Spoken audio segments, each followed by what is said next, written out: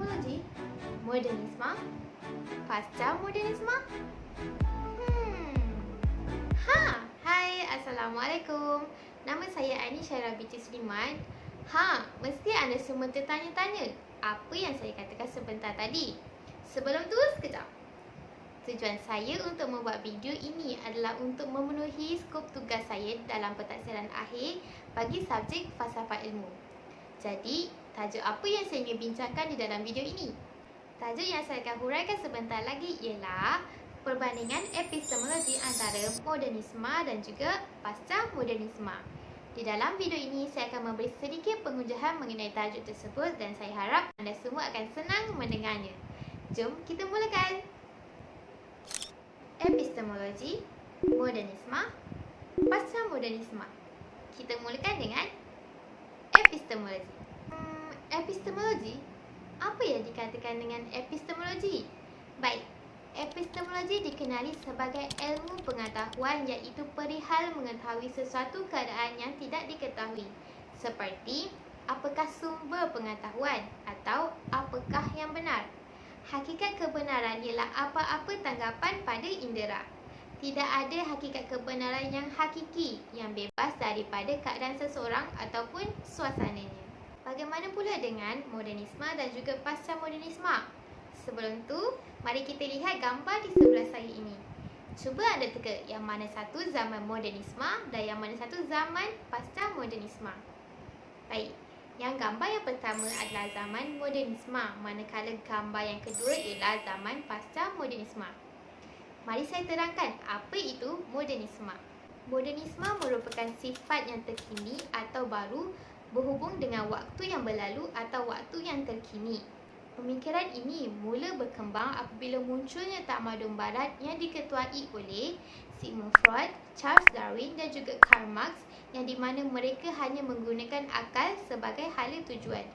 Masyarakat barat mula berfikir bahawa mereka seharusnya menolak ajaran agama sebagai rujukan dan hanya menggunakan akal semata-mata. Manakala pasca modernisme pula ialah fahaman bersifat anti Tuhan dan juga anti agama, kerana ia merupakan lanjutan atau edisi baru kepada fahaman sekularisme barat moden. Apakah yang dikatakan dengan sekularisme? Sekularisme merupakan pemisahan antara agama dan dunia. Mereka tidak lagi menjadikan agama sebagai rujukan, malah menjadikan dunia perkara yang lebih penting dalam hidup mereka. Terdapat ramai kelahiran pemikiran bersifat teknologi dan intelektual di barat dan menggantikan pemikiran modernisme kepada pemikiran yang lebih baru iaitu pemikiran pasca modernisme. Baik, mari kita bincangkan pula perbandingan antara zaman modernisme dan juga zaman modernisme dalam pelbagai aspek. Yang pertama, aspek daripada segi wanita dalam pekerjaan. Sebelum mulanya zaman modernisme, wanita dipandang rendah dan pada pandangan masyarakat, wanita tidak seharusnya bekerja dan tugasnya hanyalah menjadi ibu kepada anak-anak serta menyediakan semua perihal di rumah. Namun, setelah zaman modernisme datang, wanita telah mula diberikan kebenaran untuk bekerja, untuk keluar bekerja bagi menambah pendapatan keluarga. Manakala ketika pasca modernisme pula, sudah ada wanita-wanita yang telah dilantik menjadi menteri dan diberikan kepercayaan yang tinggi. Cuba teka, siapakah contoh Perdana Menteri wanita? Contohnya ialah YB Datin Mastura binti Yazid, yang di mana beliau memegang jawatan timbalan menteri dalam Jabatan Perdana Menteri untuk tugas-tugas khas, serta beliau merupakan ahli parlimen dalam kawasan Kuala Kangsar. Hebat tak hebat kan wanita ketika zaman pasca modernisme? Wanita sudah mula dipandang setaraf sama tinggi dengan lelaki dan mereka telah dilantik menjadi menteri. Seterusnya kita lihat pula daripada aspek agama. Ketika zaman modernisme, ada segelintir masyarakat yang menolak nilai murni dan kebenaran. Bagi pandangan masyarakat ini, golongan-golongan yang menyampaikan wahyu serta golongan agama dikira sebagai kuno dan juga ketinggalan zaman. Ayat pasalnya lah tidak up to date lah, okey?